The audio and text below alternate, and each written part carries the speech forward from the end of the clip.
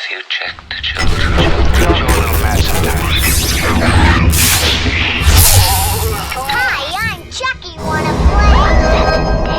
Sometimes that is better. You're gonna need a bigger boat.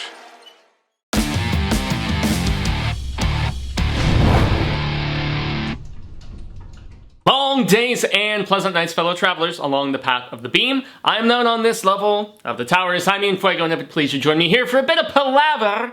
That is Reezy on Hail to Stephen King, and obviously Benvenidos, and welcome to the horror show. And this latest and final presumed release from Sai King, at least in his affiliated essence of properties, and it's none other than the Netflix adaptation of Mr. Harrigan's Phone. Now, Mr. Harrigan's Phone, ironically enough, which is housed in this particular book right here, If It Bleeds, the first story in that collection of 4 novellas. It's one that I've been bringing up a lot lately because of the fact that, having just recently read Fairy Tale, I was kind of, which is the newest release by Sai King, by the way, Mr. El Rey, as I so affectionately still call him, but I definitely felt like in the latest from King, there were a lot of just kind of callbacks, reflections, similarities, if I'm going to be a little bit more slightly critical, to Mr. Harrigan's Phone, and to even a few other stuff, as I feel like I'm like beating a red-headed dead horse right here in broken record status, going all the way back to Hearts in Atlantis, and the fact that Stephen King very obviously has returned to a connection of a younger adolescent, like teen dude, a boy or a young adult in this case, specifically in the character of Craig. But it obviously is something that's always been heavy on his heart, and I feel like he returns to because of the fact that he had a father that basically pieced out, dipped on him and his mom. His mom was there to raise him, and I know King has an older brother, if I'm not mistaken. I'm trying to recall if he has any other siblings, but in all specifics, like, the obvious element of the impact was the fact that, yeah, King did not have a dad, and so or at least a dad that was actively involved in his life. And for that reason, I feel like that's why he continues to return to this particular aspect of storytelling, because even in his 70s, it still weighs heavily. I mean, I don't think that's necessarily something that you ever truly get over, and so he reiterates at times, lots of callbacks and stuff, and it's something that he still ruminates upon, most notably. And so when I heard that there is an adaptation of, not one of my personal favorites, of If It Bleeds, like, if I'm going to talk about If It Bleeds, there's a whole, review that I did when it was first released, I think 2019 or 20, I'm trying to remember, but it was written and released within the height of the pandemic. And, yeah, I'm still waiting on that adaptation of Life of Chuck, man, the one that is presumably in development, because, like, all with the exception of the title story were scooped up, at least as far as the rights goes, like, immediately. And so I know Ben Stiller is trying to make Rat, and that might also be for Netflix, just like Mr. Harrigan's Phone was. So, those are two things to take into consideration. But yeah, Darren Aronofsky's production company, he is apparently, and he's not going to be directing from what we understand, but he scooped up the rights to Life of Chuck, which is legit the best thing in this collection of 4 tales. And damn, reading it during the pandemic did it not hit hard. And yeah, so you got the review. I'll make sure to put it in the end screen sort of stuff, so if you don't want to have to click on a link and you watch all the way through, which we significantly appreciate here on the horror show. But yeah, this is definitely one of those situations where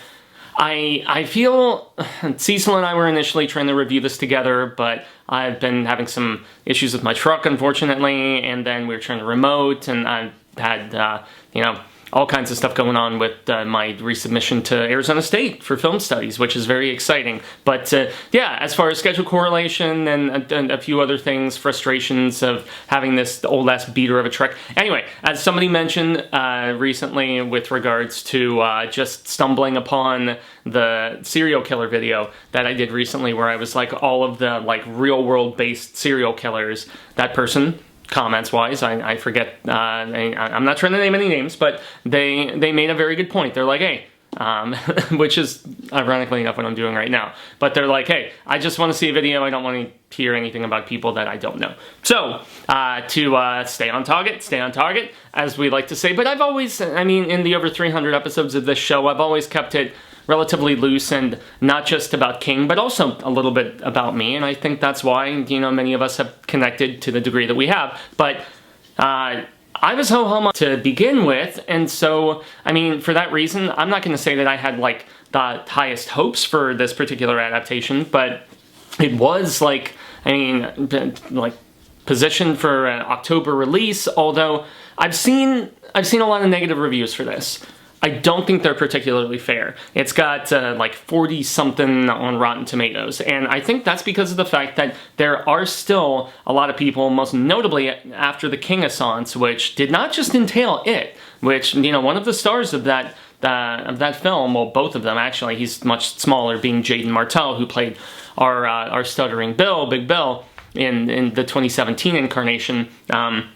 You know, I feel like, along with Dr. Sleep, there is a shout out to Mike Flanagan, obviously, who said just this past week that he's got the Midnight Club that just hit on Netflix, although he didn't actually write that one. He just produced it and kind of, you know, ushered in and guided it, very similar to what he did with Bly Manor. But, you know, that is neither here nor there. I think that the King-assance, based on the stuff that hit with such significance, you know, when 2017 and I was starting this show, when it happened, I feel like King did so much of an effort to get people to be like, okay, yeah, I did Shawshank Redemption, which the AFI considers one of the greatest films of all time. And there was this distinction that, okay, he's not just about horror. But I feel like when it veered back into that lane in 2017 with Pennywise and Skarsgård and all that different stuff, that I feel like he was kind of, I'm not going to say lampooned or, you know, pigeonholed or typecast or whatever, but I mean, it wasn't far off from it.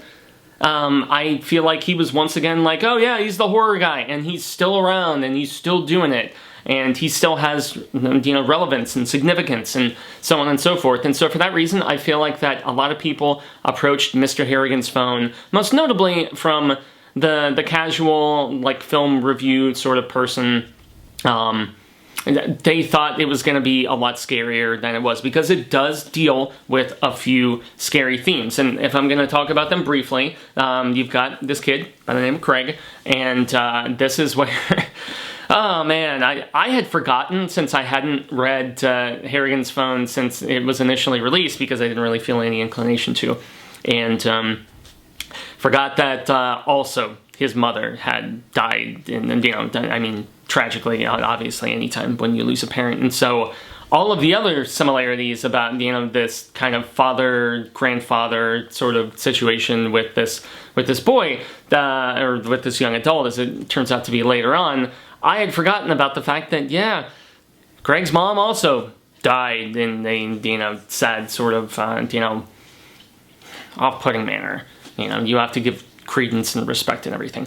And so when I was rewatching the film, because I watched it twice, as I always do, I like to give it an initial look, just like I do with King's books. I like to give it a initial read / listen, and then I like to always go and give it a second sort of, you know, an appearance before I really give it any sort of distinction or, you know, critical review or anything of that particular nature.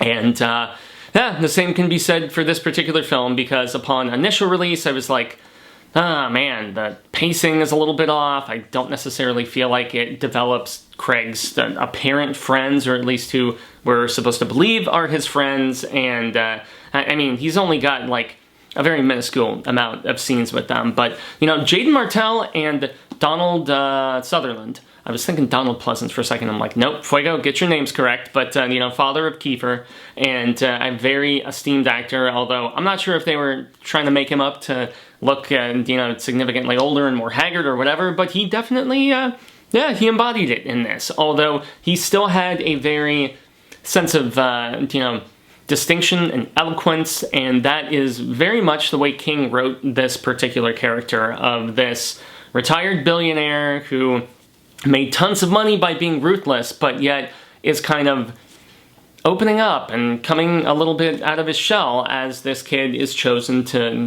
go and read to him because his eyesight is, not what it used to be. And as somebody who, has really messed up eyes, I mean, we're talking double digits in both. We're talking, stigmatism. It's not fun for me. And staring into computer screens makes it exceedingly tough, which it happens all too often, whether I'm staring at a phone or, staring into my laptop or whatever. But nonetheless, so that is where this initial sort of endearment transpires. And it feels like in the flashback scenes, at least, which Jaden Martell is not a part of because they have a different young actor, and that kid's good.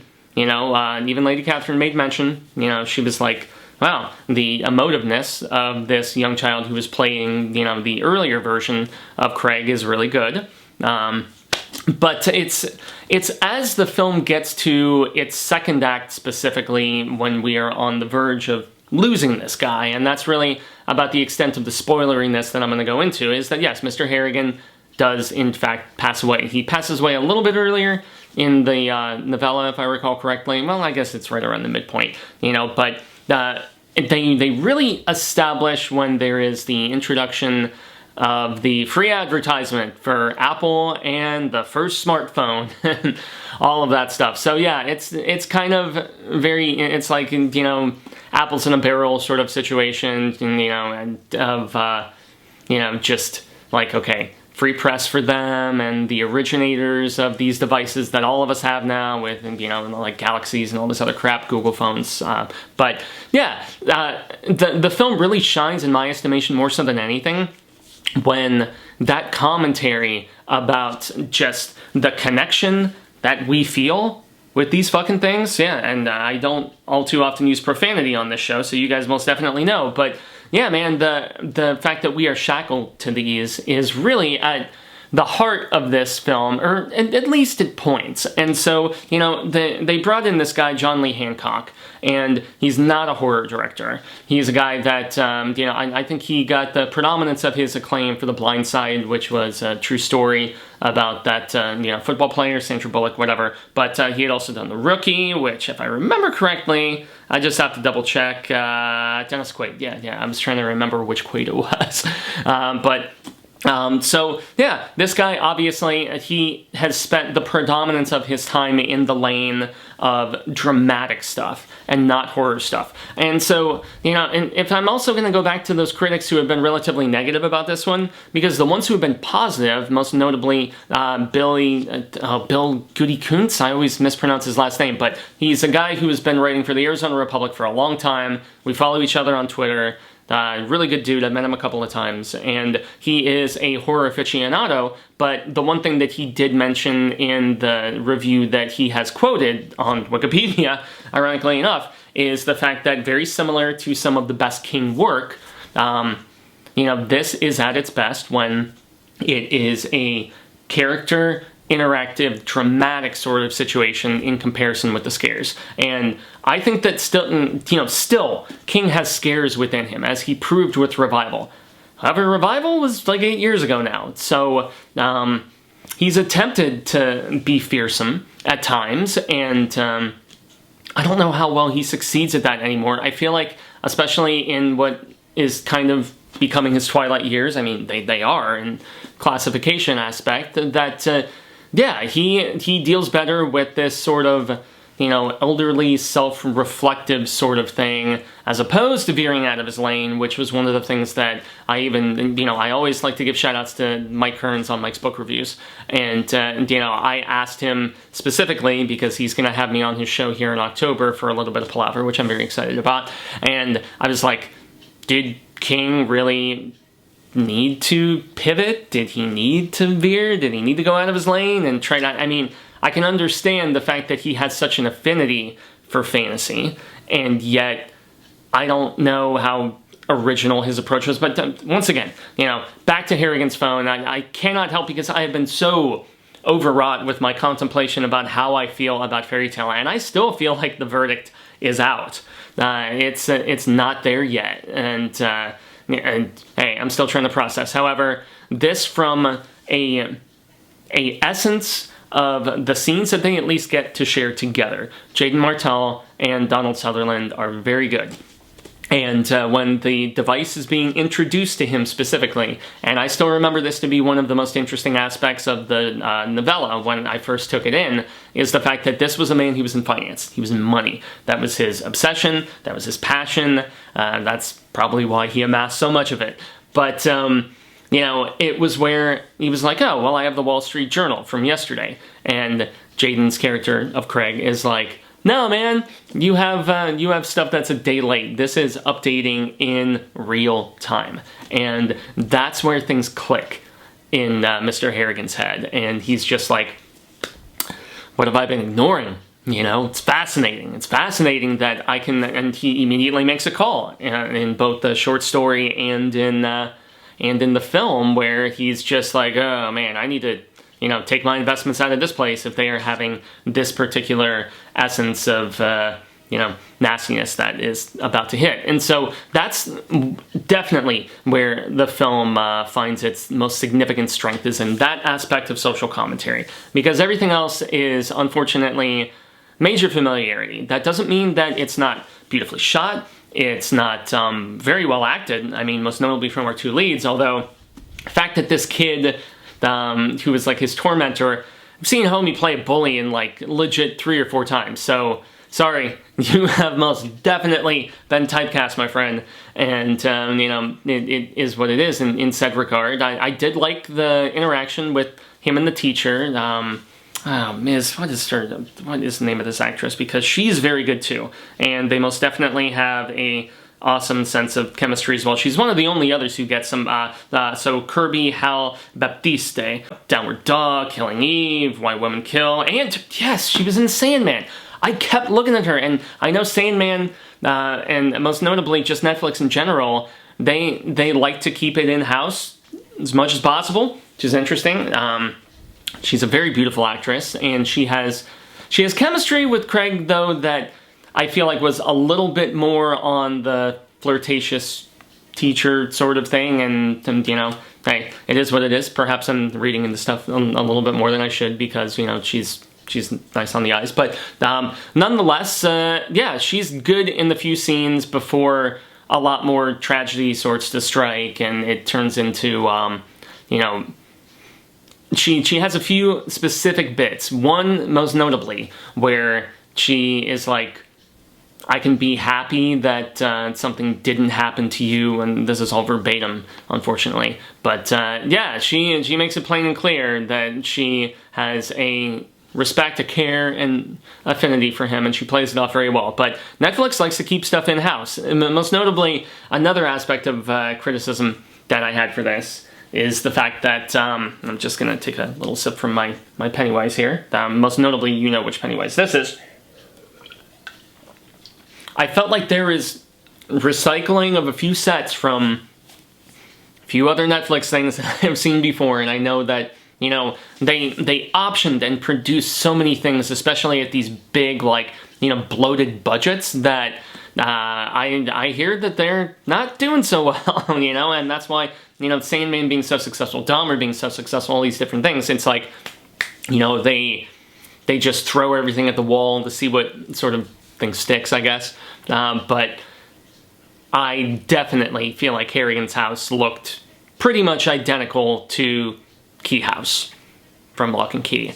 And then also there's a few noteworthy scenes where, you know, Jaden Martell is Craig. He's out on this cliff, and I'm just like, that looks like the same cliff from Stranger Things Season 1. So, I mean, hey, perhaps that's me just, you know, kind of trying to cross the T's and dot the lowercase j's, if I'm going to make a Wayne's World 2 reference, that, you know, are unnecessary, and I shouldn't be that critical. But it is common knowledge that they use a lot of the same sound stages, that they have a lot of the same spots and stuff. The house looks drastically different, as in Harrigan's house, you know, on the inside, but all the exteriors look pretty much exactly like Lock and Key's, you know, main place where a lot of things transpire. So, I don't know, once again, another nitpick. It's just, you know, if you're going to give an objective opinion, I am going to gravitate back towards the fact that I do not think that this is a bad movie. Is it a great movie? No, it's very middle of the roadishness, but, you know, I know a lot of people felt that same way about 1922. You know, with Thomas Jane, they thought that that was not as great as I personally thought it to be. Gerald's Game, which Flanagan did, Flanagan being, you know, the person who, as Kearns referenced the other day, most definitely seems to it's three people who understand the essence of King's work and the importance of the character development, and they are Darabont, they are Rob Reiner, and they are most definitely Mike Flanagan. And the fact that Flanagan, you know, just to circle back to it, said just this past week in the Midnight Club, you know, promotional circuit, that his dream project is still to give another stab at the Dark Tower. They made 2 already, unfortunately, and the fact that I still have not seen seen that pilot. I'm going to track it down eventually. I guarantee it. I'm going to, you know, maintain my vigilance. And, but yeah, at the end of the day, Mr. Harrigan's Phone wasn't a great Sai King adaptation. No, unfortunately not. And, you know, last month in September, we were supposed to be enjoying Salem's Lot, a new incarnation of that. And I like the fact that Bill Pullman's son, you know, was supposed to be our Ben Mears. And, it is very disappointing because for me right now, I'm not, like, overly, and it's not, you know, just like a transference aspect of, like, you know, we've had some lackluster adaptations, or, you know, your particular existence isn't the most positive because the frustrations of going back to school have been significant.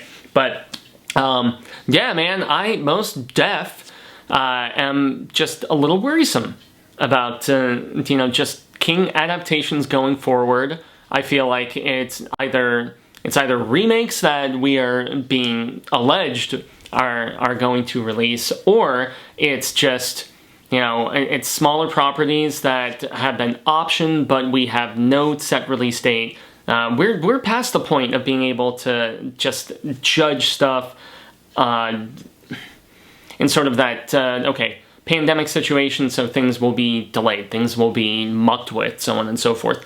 I kind of think we're past that, to at least enough to a degree where Hollywood is, you know, and not just Hollywood, but filmmaking and television making and streaming service making in general has kind of found its footing once again. They are very notably taking the proper precautions, which I champion and appreciate significantly. And so for that reason, I know we've said it a few times, and I'm not trying to be like downtrodden negative Nancy or anything, but I'm legitimately wondering about the future of King adaptations, most notably from a theatrical level, because Salem's Lot was supposed to be released theatrically. I still think we will eventually see it unless they do major reshoots or warrant them and don't want to spend the money. But I think it'll eventually get dumped on HBO Max at some point. I feel like with the change in the regime there, I did a whole video about this, so I don't want to, you know, just like go back and regurgitate or anything like that. But the one thing I did not say during that particular video was what I've kind of contemplated. I feel like we are reverting back to where Stephen King stuff was in like the late 90s and the early 2000s, most notably, and throughout the rest of the aughts. King stuff was either going to TV as underbaked miniseries, I mean, Bag of Bones, or it was like the direct-to-video sort of route, you know, which we had with everything from, boy, Dolan's Cadillac is the one that comes immediately to mind, and that still had a star of significance attached to it in Christian Slater, but I feel like that's kind of what we're veering back towards, although it is a drastically different landscape as far as that sort of IPs and creativity because of streamers, and because that and you can get quality as good in a theater, God, often even more so. So, yeah, these are just personal observations as a constant reader and somebody who was not even like the biggest fan of the source material and was hopeful that we were going to get something that was of a, I'm not sure. I mean, I guess I was just trying to maintain the power of positivity, glass half full sort of bit, and it was really most notably with the esteem of, you know, Ryan Murphy and Jason Blum, and the fact that the director was very adept with dramatic work, and also because I do really like Jaden Martell. I mean, and he showed that he's got strengths in something like The Lodge, you know, one of my favorite movies of that particular year, which I think was 19, if I remember correctly. And, you know, Sutherland, I mean, the both of them are great, though. This movie is not without its merits, but is it going to be heralded in any sort of esteem in comparison with a lot of the best adaptations of the 60-something novels and the various other things that, you know, we have been afforded and so blessedly granted by Sai King? No, it's most definitely not. And I hate to think of Jeremy Jahns where he's like, am I going to remember it in T-minus whatever? That's kind of, this is not necessarily one that I'm upset that I cannot own in a physical media format. And I mean, I own them all, dude. At least all the ones that have been properly released, as I've said on here before, you know. Good Marriage and Cell and stuff like that. Some of the more lackluster. Yeah, this one, I'm not going to say it missed, but it very faithfully adapted the kind of more middle-of-the-road sort of situation that King sought out to, you know, lay down in the source material. So I extend a grande gracias as meanderous as my sort of, you know, thoughts about this particular one have been. I am Jaime and Fuego, and you can find more on all social media sectors like Twitter, Instagram, Facebook here on the YouTubies. I'm surprised I almost hit 30 minutes talking about this movie, but it's because I just kind of loosey-goosey jumped around and so on and so forth. But yes, a like, a share, subscribe here on The Horror Show. You guys know the drill. There was a recent review that Robert and Cecil did of the new Hellraiser film, which I have I've also watched a few times, and I'm trying to process the aspect of enjoying portions of it, and then I don't know, man. It's one of those things where the burden of expectation weighs incredibly heavily, but continued viewership, it means a hell of a lot, and most notably for me on this particular program. So I've been Fuego, y'all have been Rad Status, and until the Wheel of Ka comes around once more, hasta luego, and amigos, constant readers and viewers alike, say thank you. I'm hopeful that we share more of this palaver sooner rather than later, that we've been well met in this particular review, and remember to stay scared. And in this case, I mean, I always urge to read Stephen King. The movie might have been a little bit better, but I mean, you know, not by a massive amount. So, but dude, Life of Chuck and If It Bleeds is just the shiznittle bam, snip, snap, schnit. Come on, Darren, make it happen.